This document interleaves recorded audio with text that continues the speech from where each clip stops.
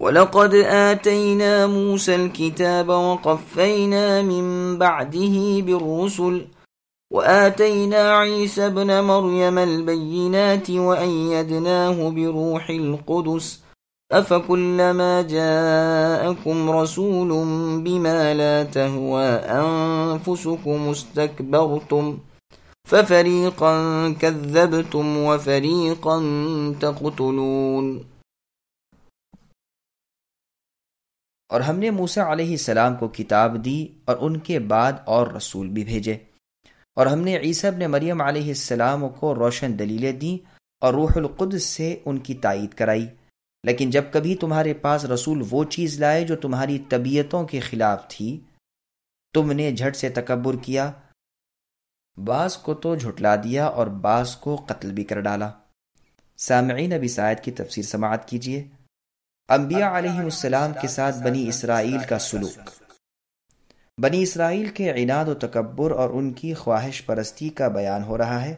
کہ تورات کی تحریف و تبدیلی کی، موسیٰ علیہ السلام کے بعد انہی کی شریعت پر آنے والے انبیاء علیہ السلام آئے، ان کی بھی مخالفت کی۔ چنانچہ فرمایا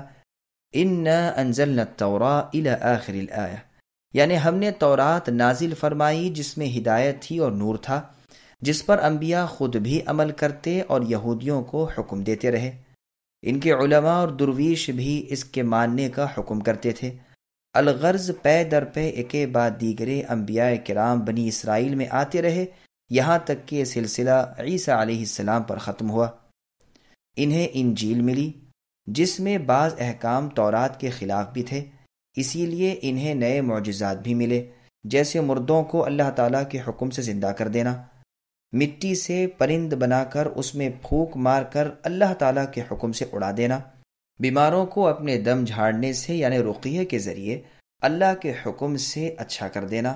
بعض غیب کی خبریں اللہ کے معلوم کرانے سے دینا وغیرہ۔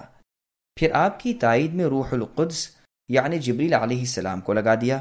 لیکن بنی اسرائیل اپنی تکذیب اور کفر و تکبر میں اور بڑھ گئے اور زیادہ حسد کرنے لگے، اور ان تمام انبیاء کرام علیہ السلام کے ساتھ برے سلوک سے پیش آئے، کہیں جھٹلاتے تھے، کہیں مار ڈالتے تھے، محض اس بنا پر کہ انبیاء علیہ السلام کی تعلیم ان کی طبیعتوں کے خلاف ہوا کرتی تھی، ان کی رائے اور ان کے قیاسات اور ان کے بنائے ہوئے اصول و احکام اس کی قبولیت سے مانے ہوتے تھے، اس لیے دشمنی پر اتر آتے تھے۔ عبداللہ بن مسعود، عبداللہ بن عباس رضی اللہ عنہما،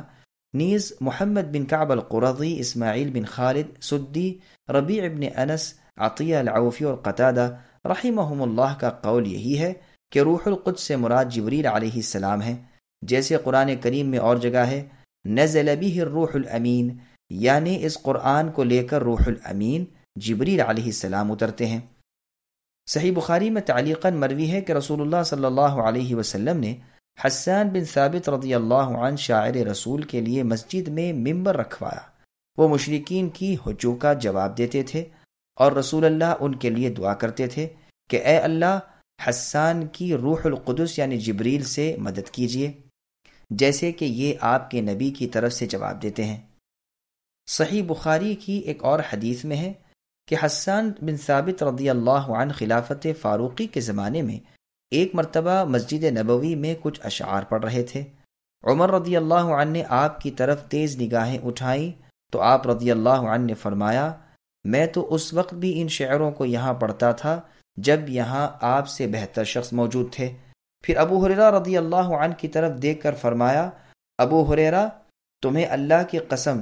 کیا تم نے رسول اللہ صلی اللہ علیہ وسلم کو یہ فرماتے نہیں سنا کہ حسان آپ مشرکوں کے اشعار کا جواب دیجیے، اے اللہ آپ حسان کی تائید روح القدس یعنی جبریل سے کیجیے۔ ابو ہریرہ رضی اللہ عنہ نے فرمایا ہاں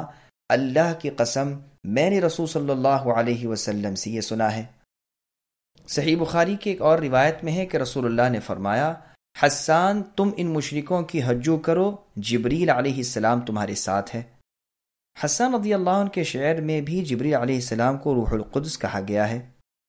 ابن حبان میں ہے کہ رسول اللہ صلی اللہ علیہ وسلم فرماتے ہیں جبریل علیہ السلام نے میرے دل میں کہا کہ کوئی شخص اپنی روزی اور زندگی پوری کیے بغیر نہیں مرتا، اللہ تعالیٰ سے ڈرتے رہو اور دنیا کمانے میں دین کا خیال رکھو۔ بعض نے روح القدس سے مراد اسم اعظم لیا ہے، بعض نے کہا ہے فرشتوں کا ایک سردار فرشتہ ہے، بعض کہتے ہیں قدس سے مراد اللہ تعالیٰ اور روح سے مراد جبریل علیہ السلام ہے۔ کسی نے کہا ہے قدس یعنی برکت، کسی نے کہا پاک، کسی نے کہا ہے روح سے مراد انجیل ہے، جیسے فرمایا وَكَذَلِكَ أَوْحَيْنَا إِلَيْكَ رُوحًا مِّنْ أَمْرِنَا، یعنی اسی طرح ہم نے تمہاری طرف روح کی وحی اپنے حکم سے کی۔ امام ابن جریر رحمہ اللہ فرماتے ہیں اور ان کا فیصلہ یہی ہے کہ یہاں مراد روح القدس سے جبریل علیہ السلام ہے، جیسے اور جگہ ہے اذ ایدتک بروح القدس۔ اس آیت میں روح القدس کی تائید کے ذکر کے ساتھ کتاب و حکمت تورات و انجیل کے سکھانے کا بیان بھی ہے۔ معلوم ہوا کہ یہ اور چیز ہے اور وہ اور چیز، اور روانی عبارت بھی اس کی تائید کرتی ہے۔ قدس سے مراد مقدس ہے، جیسے حاتم جود اور رجل صدق میں۔ روح القدس کہنے میں اور روح منہ کہنے میں قربت اور بزرگی کی ایک خصوصیت پائی جاتی ہے، یہ اس لیے بھی کہا گیا ہے۔ بعض مفسرین نے اس سے مراد عیسیٰ علیہ السلام کی روح لی ہے، کیونکہ ان کی روح انسانی پیٹ وغیرہ سے پاک، صاف اور الگ تھلگ رہی تھی۔ پھر فرمایا کہ ایک فرقے کو تم نے جھٹلایا اور ایک فرقے کو قتل کرتے ہو۔ جھٹلانے میں ماضی کا صیغہ لائے لیکن قتل میں مستقبل کا، اس لیے کہ ان لوگوں کی حالت آیت کے نزول کے بعد بھی یہی رہی۔ چنانچہ رسول صلی اللہ علیہ وسلم نے اپنے مرض الموت میں فرمایا کہ اس زہر آلودہ لقمے کا اثر برابر مجھ پر رہا جو میں نے خیبر میں کھایا تھا، اور اس وقت تو اس نے رگ کاٹ دی۔